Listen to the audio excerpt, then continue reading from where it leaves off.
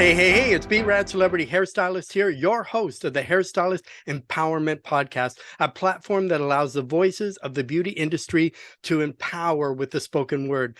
Thank you for joining us on today's show. We're currently over 53,000 downloads, thanks to you on 40 plus platforms for podcasting, including Amazon Music, Audible, and Spotify.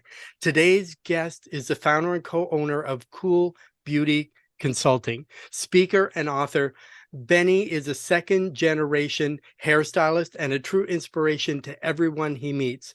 He's a 7-time NAHA finalist and a 2-time NAHA winner, an international guest artist, and he has coached and mentored salons across the US.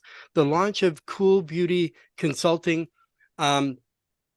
happened in 2013, and in 2018 he released the book Small Business for the Rest of Us, One Dude's Journey. Bennie's book is a business bio which provides insights into the highs and lows of building a successful business in the salon industry. Let's welcome today's guest, Bennie Pollard. Rock and roll, man. Thank you for having me. Yeah, it's great. So welcome, Bennie. So tell our audience a little bit about yourself and a little bit about your background.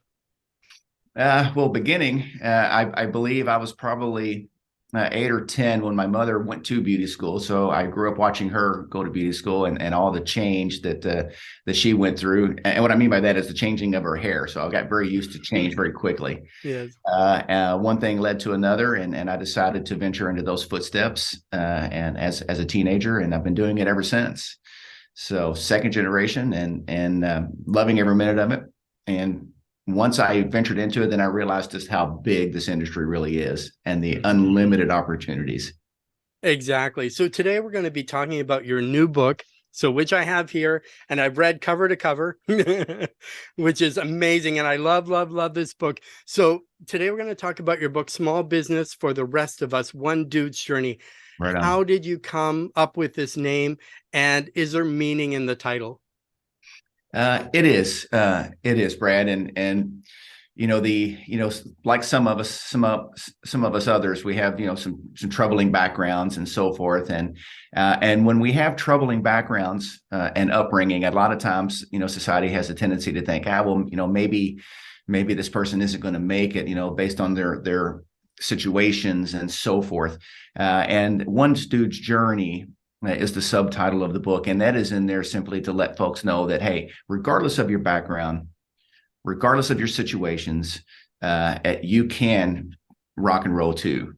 Mm-hmm. And I spelled that out in my book. And that's one of the reasons we call it bio business, because there is a little bio in there. And then there's a whole lot of business, both wins and losses, that we want to share with folks. Exactly. And that was, it was very important to me to share that story. And for those of you who, decide to take the book on and read it, you'll see exactly what we're talking about as far as the beginnings. Exactly. You've had quite the journey thus far. So reading the book, it pushed a lot of buttons for me and brought back a lot of memories and of my journey of when I first started doing hair and life, and how we're like almost parallel. So what took you so long to share your story? Well, because of the privacy of some of it, it was something I wanted to make sure that my mom was comfortable with as well. And unfortunately, she passed away before she could read the book. She did. I did ask her permission to share our story, our family story, and she was cool with that. So it took me a little while to get that out. And secondly, it's hard to have I think a real good, true business story and any type of a journey until you're having the journey. Exactly. So, once enough years, were banked, and then there was a lot of information that I could share. Again, both good and bad. A lot of business books are all about how wonderful life is and how think positive and you're going to be successful and this is going to be this. And then a lot of writings are about, small business, what they call small business. And small business is 500 employees or something. So, there's very few salons out there that have 500, employees. Some do, of course, but the majority of us are smaller. And I wanted to share that story, for all of us around here that have the 5-chair operation, the 2-chair operation, the 20-chair operation, and so forth. the principles that I outlined, and I would love to say that I created it, but I didn't. I'm simply I learned, implemented, translated, and interpreted, and now that I'm going to share it, my experiences through that thing. But the principles are solid, whether you have a 1-chair operation or you have a 40-chair operation. Exactly. And I think just having a business and the business principles, I think it's a podcast on its own. So we may have to have you back again, because we're going to talk about that today. But people love. So please share your story about how you met your wife. Well, it was there was a tiny bit of a matchmaking thing, but she happened to be working. We both worked at Saks Fifth Avenue in South Florida in the Fort Lauderdale store, that was dangerous in itself. And I worked in the salon, and she was working for a skincare brand on the floor, and she was very successful at that, one of the top sellers of that particular brand in the country. And she eventually came up to the salon. I cut her hair, asked her out, and that was like a gazillion years ago. Yeah. And we've been married ever since. She's my best friend. She's my wife. She's my everything. Yeah, and I think that's the greatest thing in relationships, is that communication, is that, well, it's tough. And being in the life of a beauty professional, it's really difficult sometimes, because when you're first in it, you're putting a lot of hours in. And somebody who's not in that business or understands that business, when you say you're working all the time, you're really working all the time. And and for you, you're a go-getter. So one thing that you have done, you're a 7-time NAHA finalist, a 2-time NAHA winner. I'm sure our audience would love to hear about your NAHA journey. So how did you get into NAHA? Did you know about NAHA before? How do you put your collections together? Like, just everybody who's thinking about NAHA, I'm sure they would love to know your journey. It's a little bit of a journey, so I'll be as succinct as possible with it. The beginning, my second salon I worked in happened to be tied to a modeling agency with photographers and so forth. That was my entree into for photographing my work. Fast forward a few years later, I recognized that there was a thing called the North American Hairstyling Awards, and I found it through Modern Salon magazine. I was a very avid reader of all things beauty. Yes. And as I looked at it, the inspiration was just off the charts. And I want to give one little section on the power of visualization. When I first started looking at some of that work in the early mid 90s, I'm like, okay, I would visualize my collection, and I would visualize my name being called, and I would visualize myself going up on the podium and accepting the award. And I'd already rehearsed my acceptance speech, literally out loud. Here's who I think, here's how I think about it. And the reason I wanted to share that is because there's a lot of brilliant work out there, but a lot of times folks don't believe they can do it. So that's why I want that nugget. Now, as far as collections are concerned, a lot of my collection, I basically will build right in my living room, if you will. Everything, all the wardrobe, the hair, and so forth. And sometimes my vision for a particular look will be one way, and then when it comes through my mind into my hands, it comes out something different. Usually, good. I enjoy it too. Yeah. The thing I liked about NAHA was because of the sheer size of the challenge. I'm like, this is monumental. And I feel confident that I can do it. And the reason I always put finalist in there too is because I want people to realize that there was 5 times I didn't win. Yes. And in the very beginning of that is, at first you start thinking like, oh my God, well, what do you mean I didn't win? My work was good. My work was that, and the second time you don't win, and it's like, okay, well, maybe it's politics or it's exactly. That, and then I'm so grateful that I continued to do the collections, because eventually I did win one, but it was the persistence. So a part of this story is the sheer persistence of it too. And of course it was expensive as hell. I mean, I'm telling my wife, Maria, I'm like, Maria, she goes, oh my God, how much is that going to cost? Yeah. Yep. So. Well, when you're doing the clothing, you're doing as I say, I did competition for 8 years. the time that you put in and Right. what you have to do, and you practice, and that's the thing, because I've been like you, where I've been on and people are like, you should have won that, you should have won that. And it's like, then do you bury your head in the sand, or you just Mhm. pick yourself up and say, I'm going to go again, and I'm going to, prove that I deserve That is so well to said, win. Brad. I mean, I almost put my head in the sand and stopped, and I don't know why I didn't. Mhm. And we just continued to do it. And today, to this day, I share with salons and stylists that one of the things that changed my professional life completely was photographing my work. Mhm. I mean, it kept me in the game. It has Yes. propelled my career. It is one of the most important things I believe that a hairdresser can do. And Mhm. besides, throughout a long career, you can document your work. What your work look like at 4 years in, and what does it look like at 18 years in? Well, Exactly. it's a wonderful storyboard for your career. Exactly. And I think looking through the lens of the camera, you see things differently, I Oh, think, very than much. you would if you're looking with your physical eyes. It helps you better with positioning. It helps you better with lighting. It helps you better. This angle would look better, or, what cast shadows, or just a lot of things. Because here where I am, I was in the judges program, and I learned a Mm. lot from the judges program of what they're looking for, and that sort of thing. And the funny thing is, I am a hairstylist, but I also did makeup when I first started. Oh, So okay. I was in the judges program. They put a picture of a model up there. They were talking about how great the makeup was in the hair, but it was my photo.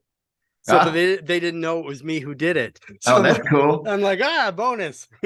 But that's one of those things I think that people deal with. And what we're going to kind of go into next is, like, there's some that deal with this in regard to their belief systems. You had 3 questions in your book when dealing with any thought or Oh, situation. So one yes. is, where did the belief come from? 2, is it true? And 3, will it help me or hurt me? So can you explain in a nutshell these 3 questions? Well, originally, my very first employer introduced me to positive thinking, if you will, and how the mind, determines our outcome. And as I would teach business practices or hair technique practices, whatever I would be teach, you would always hear that people would say things like, "Well, that's just not me," or "Here's my problem," or "Here's how I do it," or and whatever it might be. And I would always ask them, I'm like, "Okay, so where did that come from?" Right. And one of my exercises is remember names. So I ask a group of in my class, how many can remember names really well? Mm-hmm. A couple of hands come up. Then I ask how many are terrible at remembering names, and then of course the rest of the class, everybody basically. Yes. And then my question for them is when did that happen to you? Can you Mm-hmm. name the time, the date, the event that caused you to all of a sudden stop remembering names? And of course, it doesn't exist, Mm-hmm. right? So Yep. that's where I ask them, okay, so the not being able to remember names is a thought. You have this thought. Now, the first question is, where did that thought come from? The belief, where Mm-hmm. did it come from? And almost always, almost every question too, I should say, not just to remember names, is I don't know. Mm-hmm. Okay, well, if we don't know where it came from, then let's look at the second question. Is it true? Well, if there's not even an origin for the belief, Mm-hmm. then how could it be true? Yes. Well, it sure feels true. Well, of course, that's how the mind works. It's supposed to feel true. That's why you believe it. Mm-hmm. And then the third part of the question is, if you continue to harbor that particular belief as truth, Yes. will it help you or hurt you? Will it move your career forward, or will it hamper your career? Will it build Mm-hmm. better relationships, or will it hamper your relationships? And you can run that 3-question exercise on every thought that runs through your head. Mm. And sometimes it'll be like, daggone it, my mom gave me that thought. Well, Yep. okay. Well, now you know where it is. So now Yes, the issue is whether exactly. or not you want to keep it or not, Mm-hmm. right? Yeah. So with that, do you also believe it's a self that we kind of give our own self-limiting beliefs by saying, I can't remember names? So you say it enough to yourself that you start to believe it. As I say, it Mhm. doesn't come from anywhere, but then you're like, well, I am this, or I am that, or I'm not this, or you know, I can't remember names. So if I remember that I can't remember names, then I think the body reacts, or the brain reacts in the same way to say, okay, you can't remember names, Yep. then you won't remember names. That's right. They take it at face value, man. You know, to think about Yeah. how this works. And I have to say, I really got more I got deeper into understanding the people, the longer I was a hairdresser, because, you know, after a while, you talk to people that are sitting in your chair and you're like, wow, is this person even in reality? Right. I mean, you know, and the reason I say that is because you'll have someone, you know, a very good looking person looking in the mirror, and they're going to tell you how ugly they are, or how they don't like their forehead. I don't like this. I'm like, who in the world told you that? Yeah, and that's You know, exactly, and that's one of the big challenges, I think, for somebody behind the chair, because you're not only creating beauty, or you're bringing out the best in your client, but you're also a type of therapist, because you're hearing all their stuff, but you're also seeing all their flaws, like in the way that they see them. But they may say, cover my ears because my ears are big, and you're like, I don't even see, or I have a bump on my nose, or I have this, and you're like, I would have never seen it. And I'm like looking at the mirror at you, and I haven't even been, you know, with you a few minutes. But some people, they go about all the things that are wrong with them.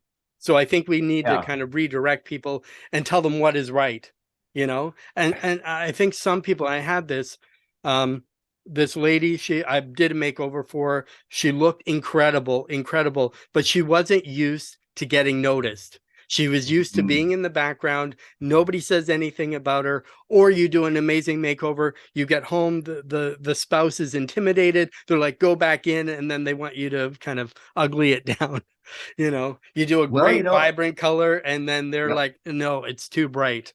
You know, but the person, but the client's happy. Yeah, it robs that's a really good point, Brad, because the people around you, you know, if you start messing with their comfort zone, that's a whole thing too. Yep. Right. Well, no, wait a minute. That's not my mom. You're not my mom. Or wait a minute. You're not my spouse, or you're not my husband. That's, you know, I know you this way. Don't do that. Right. So yes, it's really, the mind is so fascinating. Yeah. And that's another reason I wanted to do the book, because I wanted to share some of my things I've learned over the years, and with that in mind, on that, you know, the way I grew up, I wasn't supposed to be this guy. And it's something that I'll make sure that I want to share with my audience, your audience, our hairdressing industry as a whole. We're important. Nothing happens without us. Nothing happens without us. Yeah. And that's what I found with your book. And that's why I loved your book, because as I read your book, because you don't just talk about business right away, you talk about your journey. And what I found is I actually knew you. I knew your family. I knew your wife, even though we'd never met. But the way that you write it, because you write what you know, is I felt empathy. I felt for everybody in the book. I'm like, I think I already know this guy. You know what I mean? And it brought out my own journey and that sort of thing as well. And to put yourself, especially your real raw self, into a book, I think is a lot. But one part of your book I'd like to focus on is the 9 elements of in-person branding. So I think with our audience, they love branding, you know, or they want to know more about it. So this, I feel, is a tremendous value for our audience. So I'll kind of give you a section, and if you want to say 1 or 2 lines about it. So the first one is eye contact. Well, this will actually touch base on our belief structure again. You know, most people believe that you can't trust someone if they don't look you in the eye. Well, that really couldn't be more false, because the people that will steal from you the most will look you right in your eyeballs. Yes. So that's a false belief. However, because society does believe it, it's critical to look at people in their eyeballs. Exactly. So what about a person's smile? If they have one, they don't have one, you know, if they're wearing their emotions. Exactly. Well, I think the smile's everything. And a lot of times, you know, I've heard people talk about, well, I don't like my teeth. I don't like this. I'm like, it's really not the teeth. It's the eyes. It's the face. It's it's a glow that happens when people smile. Yes. And I think it's also contagious as well, because if you're up and you have energy, I think energy is contagious. If you're stiff, your lips are tight, your brow is frowed, and all that kind of stuff. So the next is the hand. So what about a handshake? How important is that when you're branding and people are first meeting you? Well, if we think about something, most of the hairdressers, when they take a cape off a client when they're finished, a general statement that they'll usually hear many times is, "Oh, I feel so much better." And that's an indication that we're actually in the self-esteem business. So if we're going to be in the self-esteem business, then we need to make sure that we transfer the correct energy to the customer. And the handshake in all of its forms is the first physical touch in which you transfer your energy. So if you transfer it with a quality, firm handshake, then you're going to be transferring confidence to that person, and therefore building trust in them to trust you with their self-esteem. And it's the most, a good handshake is the most recognized greeting in the world. Yes. And I know COVID threw a wrench in the whole thing, but I think we're cool now. Yes. And it's incredibly important to transfer energy. And a lot of times, if I get quote unquote, the dead fish handshake, talk The about limp. it questions my confidence in that particular transaction. Yeah, and I think too, we're one of the few professions that we're paid to touch people. So it's not only when you first meet them, but also when you're bringing them back to the shampoo bowl, there's always that exchange of energy there as well, and how you handle them. Even before they get to the hairstylist chair, they have the opinion probably of the shop or of the stylist or how everything works just from that experience at the shampoo bowl. So a lot of owners just let their staff wear anything to work. So how important is wardrobe in a professional setting? Well, currently it seems to be a little bit of a hot topic. However, I've always been a belief in some sort of consistency in the business. If we think about, some of the most successful businesses in history, we're going to see a uniform, and I don't mean that literal, but we'll see a consistent uniform look across the brand, and so that it's extremely recognizable for the public. Now, I also believe that people can be individualistic in the way they want to present themselves. One thing that I will say when it comes to wardrobe is however you present yourself is going to cause some the attraction of a like mind, generally speaking. So I learned early in my career that the hair that I wanted to do or the money that I wanted to charge was a particular demographic. Yes. And the way I presented myself would either attract that demographic or repel the demographic. And so when choosing a dress code and choosing how you want to put yourself together, I would definitely take all those considerations in on what your end goal is. I like a consistent all black theme. However, I do enjoy many different types of fashion. But with that, the main thing is that the caveat is think about your audience and how do you want to present to them? And that will determine your wardrobe choices. Yeah, and that makes a big difference because a lot of people think I'm just going to wear whatever is comfortable for me, but they don't realize what kind of image they're presenting to their clients. If you're going to come in with a ripped, t-shirt and jeans or like stained t-shirt, obviously maybe your work's amazing and you have a new client, they're going to, naturally assess you right away before you even start. So which kind of brings us to the next thing, which a subject maybe some people say stinks, but what about scent? Sometimes you're shampooing and your armpit is over their head at the sink.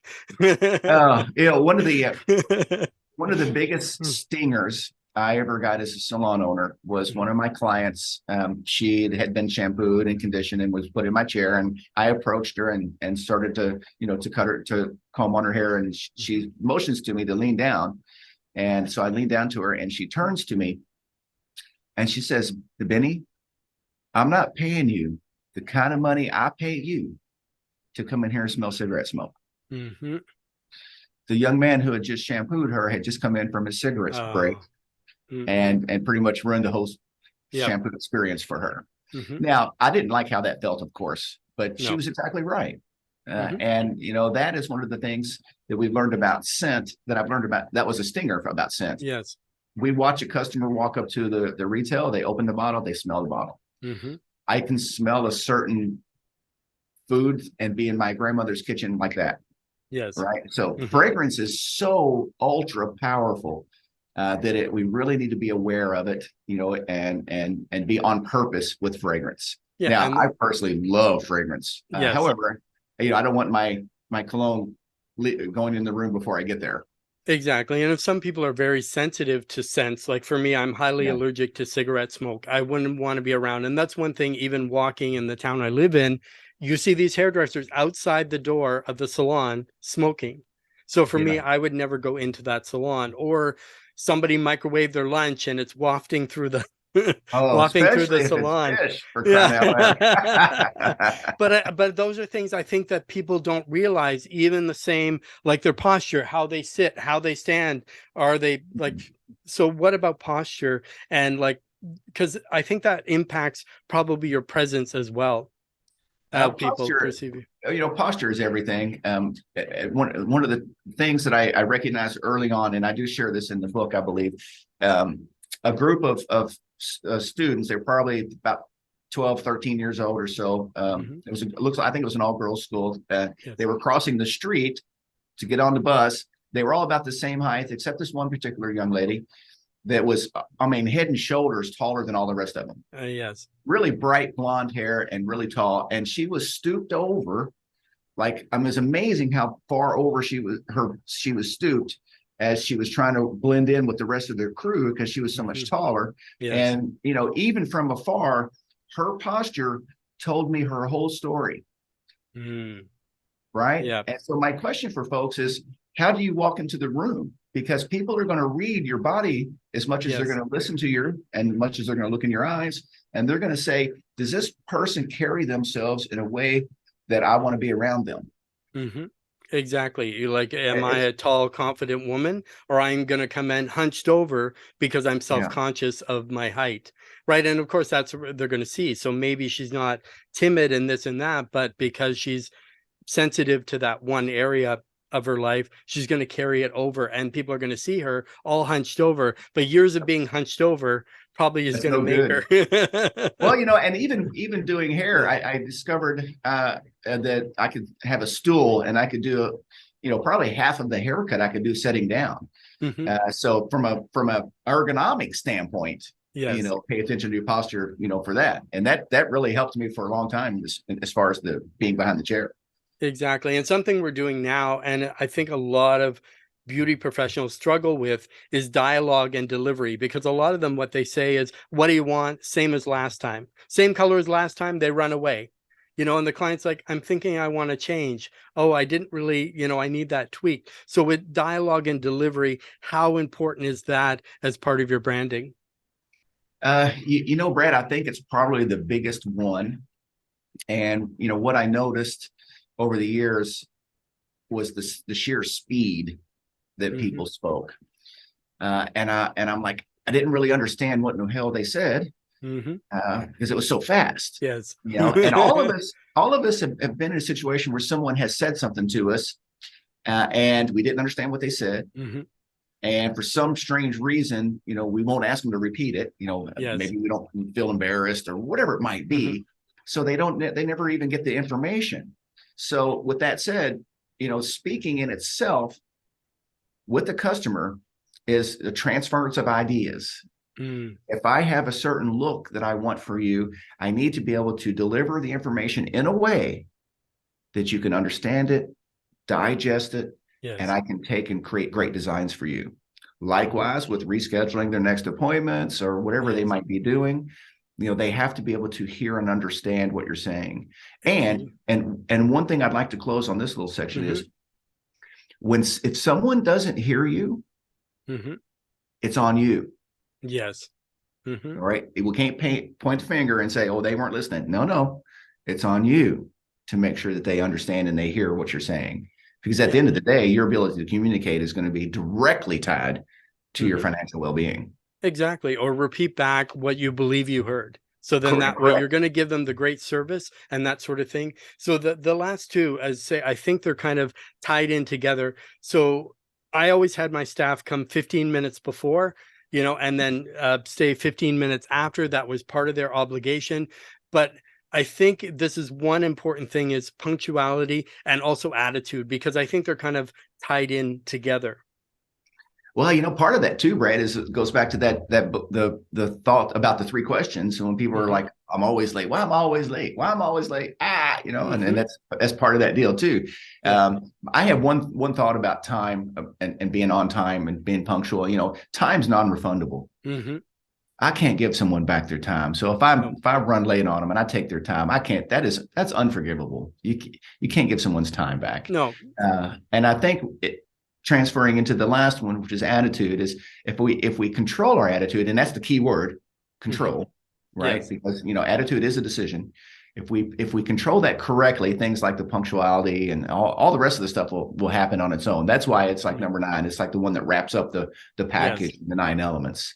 And the reason I think the 9 elements is so critical is because especially in our world today with social media, and we've all experienced this. We see a really cool thing on social. It's a restaurant, it's a store, it might be a hair salon or whatever it is, and it looks so exciting and so beautiful and so sexy on social. And then I go to the business and I get treated like crap. The service is terrible and everything's terrible. And I'm like, well, wait a minute, how come that didn't add up? Yes. So I suggest to all businesses of all ilk is make sure that the experience inside matches that social image that's out there, because they don't always match, and that's a thing. Exactly, because on social media, everything's wonderful. Your salon is packed. The images are beautiful, and people go because that's what they're going to look at. Same with going to a restaurant. You see this amazing dish and you get it, and it looks nothing like what the picture is. But going on, so how important is it to have a mentor? Oh my God. There isn't anything more important than having a mentor. And one thing I'll say about mentors, you don't have to know your mentor. You don't have to have ever met your mentor. Yes. Some of my mentors, there's a few that I did meet later on, but I mean, I'll be a little old school here. I mean, I'm the Irving and Rita Rusk. I'm the Trevor Sorby. I'm the Jerry Cosenza and all of that. I mean, that's and I have met Trevor once before years ago, but the rest of them I haven't never met. But they changed and mentored my career and inspired me greatly. And the list goes on and on and on. That's a few that come to the top of mind. Yeah, because I think we've been doing hair about the same amount of time. You have a couple of years on me, but we're close. But the nice thing with Trevor, he only had one little shop and that was it. He just kept everything that one. He didn't expand. He didn't do, his products are, he went out, which you did as well. So now you have hairstylist, salon owner, product line, speaker, author, to name a few. How do you feel about the value of education? And tell us about Cool Beauty Consulting. Well, education is to me, it's an addiction. And there's a phrase that I heard years ago called positive addiction. So we can addict ourselves to the good stuff too. So an education is one of those for me. I'm a big audio person. My first employer taught me how to buy things on audio. Right. That was the first time. And I have a vast library on audio. So that's number one. Education for me is, there's three levels of it. So education, first of all, is validation, interpretation, and inspiration. Validation is when a sage hairdresser, the crusty hairdresser that's been doing it for years, goes to a show and the artist will say something that they believe to be true and they've been thinking and doing themselves. So now they're validated. Okay, thank you. I thought I was thinking right about that. Bam. For crying out loud. The second part is interpretation. So you and I go to a workshop and we see a wonderful technique delivered, and then I put it in my big old kettle worth of recipe, and then I interpret it, the Bennie way or the Brad way. Yeah. And then the third part is the inspiration. I might not get something technical that I learned at that class, but my fire was stirred up. My fire is burning brighter now. And to me, that is the most important. If I can keep my fire burning bright, I can rock and roll. And even if I'm not cutting hair that well and I'm inspired and my fire is bright, it's over, Exactly. That's what I love about that. Yeah, and the fire and the inspiration. So I've checked out your website, and the great thing is, so where can people find you online? I know that Cool Beauty Consulting, they have some great online free and paid education. Do you want to talk about that as well? Yeah. So which is great, Cool Beauty Consulting is a full service distributor and education and consulting firm, and we work primarily in the Midwest. And by the way, my book is available on that as well.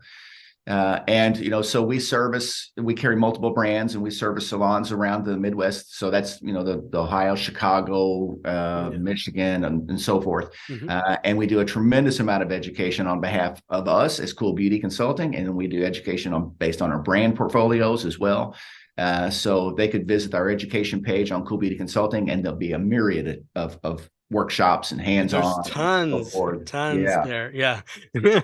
And brands and everything. Well, our time is gone. We only have about 2 minutes left. I know, hard to believe. That's why we need you back for a part 2. But absolutely. It'll be a pleasure, Brad. Yeah. So, and we'll talk more about business get in, because that's an incredible, like, you have so much in this book. I recommend everybody get it. So I want to say thank you, Bennie, for being on today's Hairstylist Empowerment Podcast. I want to make sure that everybody to be sure to join this May 7th to 12th, 2023 on the Mayan Soul Beauty Industry Cruise leaving from Miami. Check out cabin pricing, grab your tickets, check out more at www.beautyindustrycruises.com. All the cabins are booked through me, so make sure you contact me and you don't just book online. We'll see you there, and we'll see you next time. So Bennie, if you want to give a shout out, kind of where they can find you on social media, get in the camera angle here. It's at Bennie Pollard for Insta, and then Bennie Pollard Facebook page. Oh, that's perfect. So I want to say thank you, everybody, for joining, and we'll see you next time. All right. Thanks, Brad.